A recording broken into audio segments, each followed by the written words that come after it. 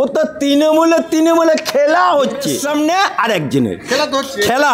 আবার বীরভূমে অনুব্রত মণ্ডল কাজল খেলা, আবার এদিকে কল্যাণ ব্যানার্জি মদন মিত্র খেলা, আর ফিরহাদ হাকিম খেলা হচ্ছে।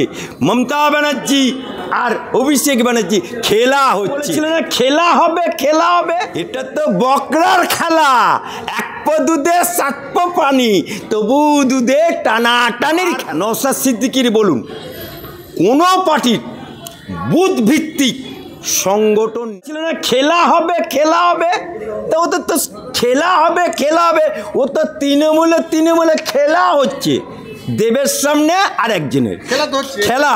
আবার বীরভূমে অনুব্রত মণ্ডল কাজল খেলা হচ্ছে, আবার এদিকে কল্যাণ ব্যানার্জি মদন মিত্র খেলা হচ্ছে, আবার এদিকে জাভেদ আর ফিরহাদ হাকিম খেলা হচ্ছে, মমতা ব্যানার্জি আর অভিষেক ব্যানার্জি খেলা হচ্ছে। তাই খেলা কত দূর যায় 26 সাল পর্যন্ত ইন্তেজার করুন। না, ওই খেলা তো হচ্ছেই, দেখলেন না সব জায়গায় এমএলএ কাপের খেলা হচ্ছে, কোটি কোটি টাকা খরচা হচ্ছে, খেলা তো অবশ্যই হচ্ছে। হ্যাঁ, এটা তো বকরার খেলা। এক পো দুধে সাত পো পানি, তবু দুধে টানাটানির খেলা। বিজেপির যে হেরে যাচ্ছে বারবার, কি বলবেন? উপনির্বাচনে একটাও সিট পেল না, কি বলবেন? এই 6 বিধানসভা উপনির্বাচনে বিজেপি একটাও সিট পেল না, কি বলবেন? দেখুন, বিজেপি 6-0 হয়েছে, তার একটা মাদারি কেন্দ্র সেটাও রাখতে পারল না। এই কারণে যে আজকে বিজেপির বলুন, কংগ্রেসের বলুন, সিপিএমের বলুন, আর নওশাদ সিদ্দিকীর বলুন, কোনো পার্টির বুথ ভিত্তিক সংগঠন নেই। এবং এই হারমাদ বাহিনী ভোট লুটেরাদেরকে রোখার মতো ক্ষমতা নেই।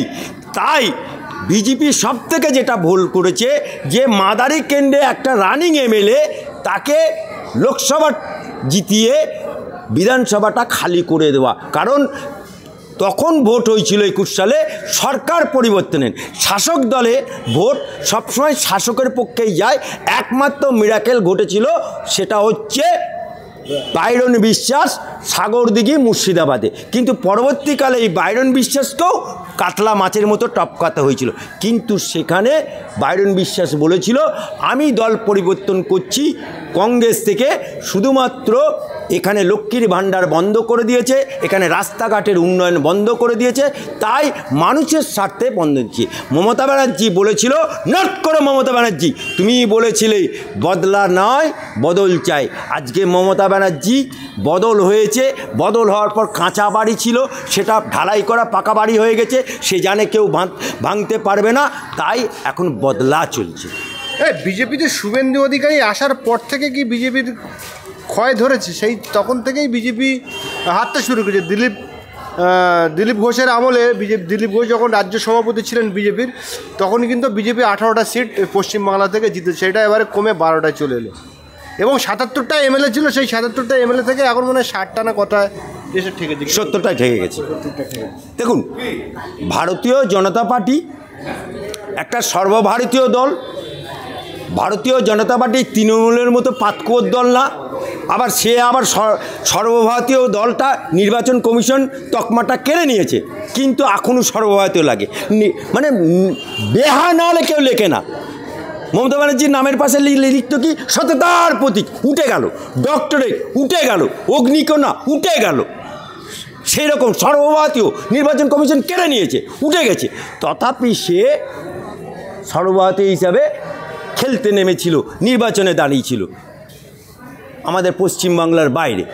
সেখানে একটা পঞ্চায়েতের সদস্য যে ভোট পায়, সে ভোটটাও পায়নি, অর্থাৎ জামানা বাজেয়াপ্ত হয়েছে। তাই আজকে ভারতীয় জনতা পার্টি যে আজকে উত্তরপ্রদেশের মতো জায়গায় 65% মুসলমানের বাস, সেখানেও বিজেপি জিতেছে। বোম্বের মতো জায়গায় সেখানে 9টা-10টা সংখ্যালঘু পরিবারের নেতা নিজেরা দাঁড়িয়ে থেকে ওখানে বিজেপিকে সরকারে এনে দিয়েছে। তাই মোদিজির যে বার্তা, মুসলমানদের ক্ষেত্রে এক হাতে কোরআন, এক হাতে ল্যাপটপ, সবকা সাথ সবকা বিকাশ সবকা বিশ্বাস, এই ফর্মুলাতেই পশ্চিমবাংলায় লড়তে হবে, এই ফর্মুলাতেই পশ্চিমবাংলার মানুষকে মন জয় করতে হবে, মুসলমানদেরকে কাছে টানতে হবে। আশা করি কেন্দ্রীয় নেতৃত্ব, রাজ্য নেতৃত্ব এবং পেছনের সংঘ পরিবার এটা নিয়ে চিন্তা ভাবনা করছে। 26 সাল ইন্তেজার করুন। আপনি বললেন, উত্তরপ্রদেশের কথা বললেন, যে যেখানে 65% মুসলিম সেই জায়গায় বিজেপি জিতেছে।